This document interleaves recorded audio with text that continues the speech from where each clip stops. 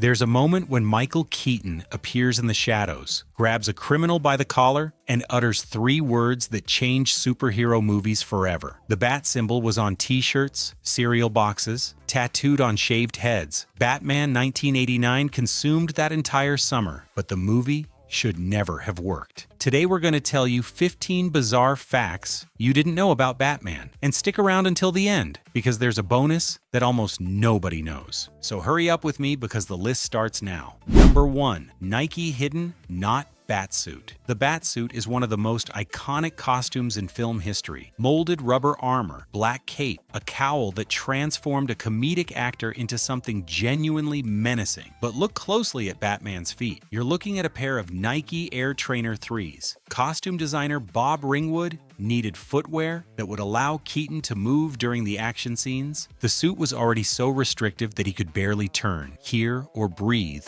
inside the cowl. Ringwood took the Nikes, painted them all black, and covered the swoosh so that no marks would show on camera. It was a small compromise that revealed a lot about how this film was made. Everything the audience saw on screen was designed to look supernatural. Everything behind the scenes was held together by pragmatic decisions. Keaton was sweating out 2 full bat suits a day at Pinewood Studios, and those sneakers were one of the few concessions to his comfort. And the origin of the Batmobile is even more improbable. Number 2. Junkyard Batmobile. Everyone remembers the Batmobile. That black jet-powered machine tearing through the streets of Gotham has become one of the most recognizable vehicles in cinema. It turns out it started out as a rusty 1967 Chevrolet Impala, salvaged from a London junkyard. The construction team built the body around the Impala chassis using parts from 5 countries, Rolls-Royce jet engine components, turbine blades from a British Harrier fighter jet, upside-down Honda Civic headlights, Ferrari taillights, and a London bus fuel cap as a cockpit detail. The entire construction took 12 weeks. Here's a detail that reveals exactly how the studio thought. Producers John Peters and Peter Guber sent messages insisting that no damage to the Batmobile should appear on screen. Not for artistic reasons, but because children needed to continue wanting the toy. This tension between art and commerce defined the entire production, even going so far as to reshape the rating system of an entire country. If you're enjoying this, take 2 seconds and leave a like. Subscribe if you want more videos like this. This support really motivates my work and helps a lot in bringing more content. Number 3. The new ranking that Batman created. When Batman arrived in the UK, the British Board of Film Classification had a problem. The British system skipped straight from PG to 15, with nothing in between. Batman was too dark for young children, but violent enough to justify a 15 rating for the biggest blockbuster of the year. So the BBFC did something unprecedented. It created an entirely new rating category because of this single film. Batman became the first film in British history to receive the newly introduced 12A rating. An American superhero film forced the UK to restructure its film rating system. The 1960s TV series starring Adam West had defined Batman in the public imagination for over 2 decades. Cheesy, colorful, for the whole family. Burton's version was nothing like that, and the ratings board didn't have the language to describe what it really was. That rating still exists today, decades later. Number 4. The research that predicted the failure. In 1988, Warner Brothers hired Marketing Evaluation, Inc. to assess the commercial viability of the film. The results were brutal. The data showed that Batman was less popular than The Incredible Hulk. The character's public appeal registered approximately a quarter of the level of California Raisins. Their conclusion: probable failure. The problem was perception. The general public didn't picture a dark vigilante when they heard Batman. They pictured Adam West in gray socks playing Batusi. 2 decades of backwoods reruns had buried any association with the dark version from the comics. Wrong. Batman opened with $40 million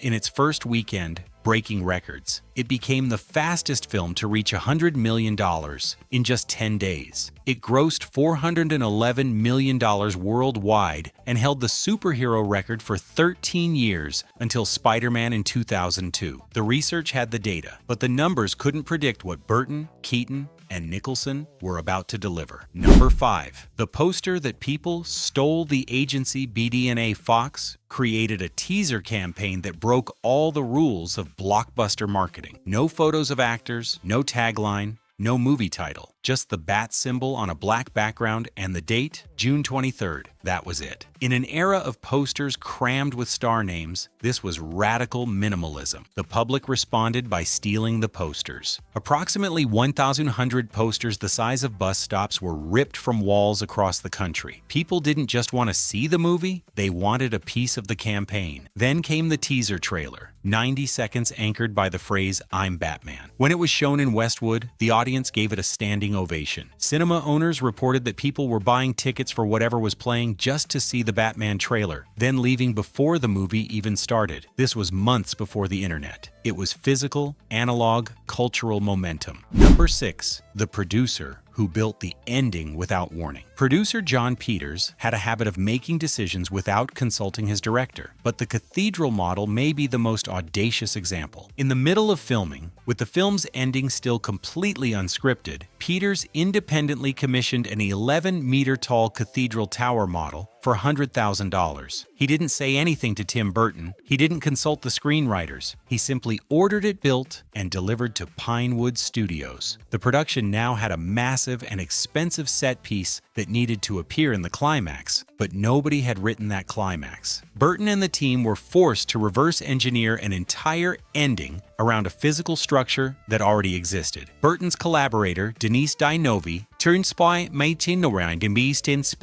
later estimated that only 50% of the finished Batman was actually Burton's vision, one of the most visually distinctive blockbusters of the decade, and its own director may have controlled only half of the final product. Number 7. The actress replaced by a fall from a horse. A week before filming began, Batman lost his Vicky Vale. Actress Sean Young had been cast and spent weeks in pre-production at Pinewood. She was rehearsing horseback riding for a scene at Wayne Manor when she was thrown from her horse and fractured her collarbone. Burton's first instinct was to call Michelle Pfeiffer, but Keaton, who was in a relationship with her at the time, thought the dynamic on set would be uncomfortable. He quietly vetoed the idea. Peters championed Kim Basinger. She was available, willing, and able to fly to London immediately. She got the role. The horseback riding scene was scrapped along with an elaborate horse chase through Gotham. Hasty rewrites diminished Vicky Vale's importance. Pfeiffer, passed over here, was cast as Catwoman in Batman Returns after her relationship with Keaton ended. A horseback riding accident reshaped 2 films and 2 iconic roles. Number 8. Robin Williams and the Dirty Trick of Hollywood. Robin Williams wanted to be the Joker. He actively campaigned for the role. Warner Brothers knew this, and knew they desperately needed Jack Nicholson to legitimize a project that was losing credibility with the Keaton controversy. So according to Dave Itzkoff's 2018 biography of Robin, the studio used Williams as leverage. The offer to him was likely a tactic to pressure Nicholson into committing. The implicit message, sign now, or Robin Williams becomes the Joker. It worked. Nicholson signed, and Williams was told it was too late. Williams was furious. He felt treated like a bargaining chip with no real intention of being cast. He refused to work with Warner Brothers for years, not returning to the studio until Father's Day in 1997. Almost a decade of bridges burned over a single bargaining move. Before we continue, subscribe if you haven't already. Leave a comment telling me which movie or series you'd like me to cover with bizarre behind-the-scenes facts. I read them all. Number 9. A cowl made with a broken saw. When sculptor Vin Burnham was offered the job of creating Batman's cowl, she refused. Her reasoning? It was too masculine for a woman to make. Costume designer Bob Ringwood persuaded her by reformulating the brief. Forget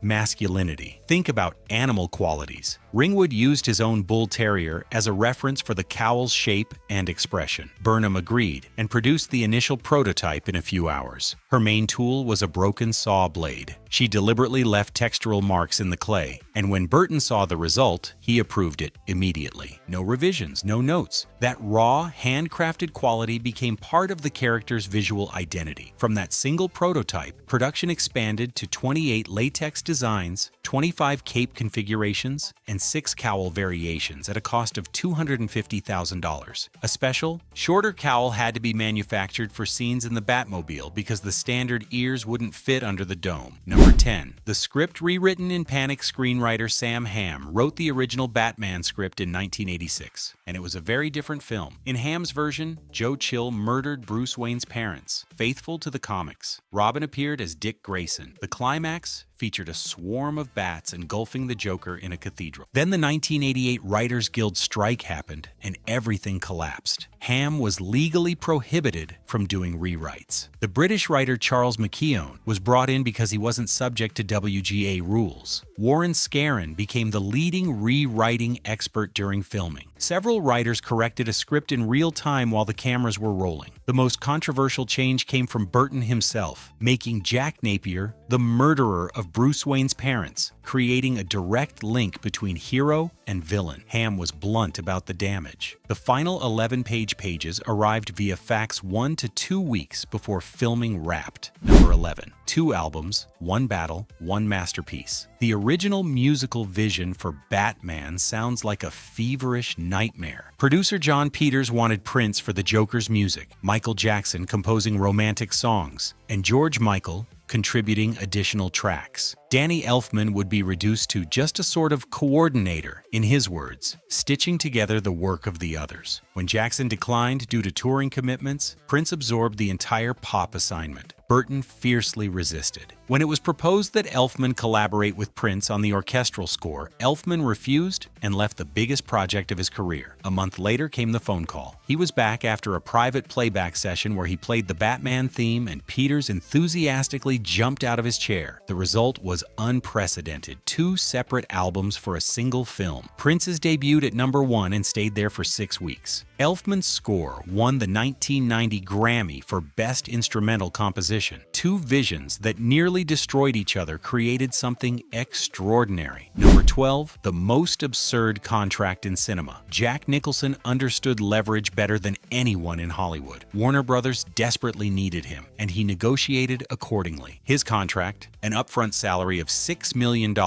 down from his standard $10 million. 15% of gross profits with a scaling clause up to 20%, a percentage of all Joker merchandise, a share of future sequel earnings, his name above the title in all marketing, and, classically, time off for all Lakers home games. When Burton and producer Peter Guber flew to Aspen to close the deal, Nicholson took them horseback riding before agreeing. With the film grossing $411 million and merchandise exceeding $500 million, conservative estimates put its total earnings at $60 million. Biographer Mark Elliott suggests $90 million, about $194 million in 2025 dollars. Meanwhile, Keaton received $6 million without comparable backing. And a 1991 LA Times investigation revealed that despite the huge box office, Warner Brothers claimed to be in a $35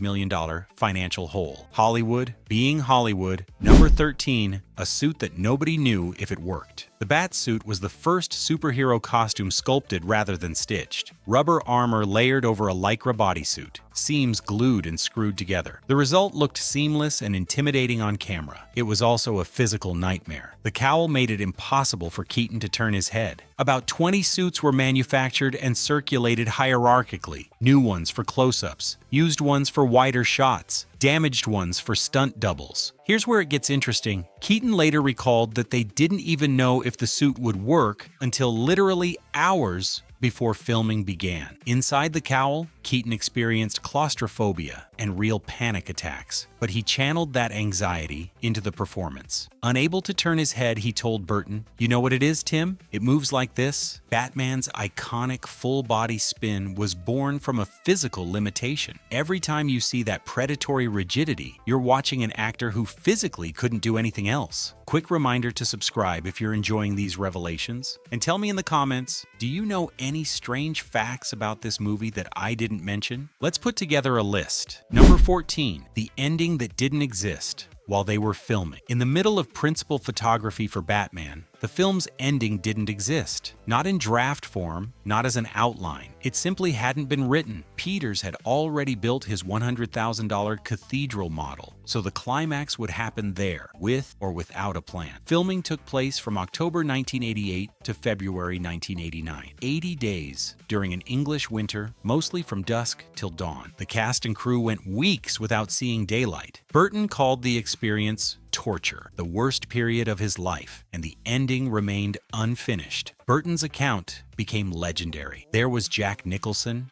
and Kim Basinger climbing this cathedral. Halfway up, Jack turns around and says, "Why am I climbing all these steps? Where am I going?" And I had to say I didn't know. Writer Warren Scarron flew to London for intensive sessions. The final 11 pages arrived via fax 1 to 2 weeks before filming wrapped. The highest-grossing film of 1989 was still being discovered while the cameras were rolling. Number 15, 50,000 hate letters and an improvised phrase. When Michael Keaton's casting leaked, the reaction wasn't disappointment, it was anger. 50,000 protest letters flooded Warner Brothers. The controversy made the front page of the Wall Street Journal. Fans booed studio representatives at conventions. The studio's stock price reportedly plummeted. DC writer Ralph Cabrera captured the mood. It's like Rodney Dangerfield in a batsuit. The studio wanted Mel Gibson. Others considered Kevin Costner, Charlie Sheen, Pierce Brosnan, Harrison Ford. An earlier comedic version would have had Bill Murray as Batman and Eddie Murphy as Robin, directed by Ivan Reitman. Burton rejected all of that. He wanted an ordinary-looking man who needed the costume to become intimidating. Burton showcased Keaton's dramatic work in Clean and Sober to the skeptics. He hired co-creator Bob Kane as a creative consultant. And then Keaton created the moment that made everything irrelevant. The script said, "I am the knight." Keaton improvised something simpler on set, "I'm Batman." That line defined the character in every adaptation since. The most hated casting decision in superhero history produced the most iconic superhero line ever spoken, almost at the end. And the best is yet to come. Subscribe so you don't miss what's coming next. And put your city or country in the comments. I want to see how far this video is reaching. Bonus: 50% of the film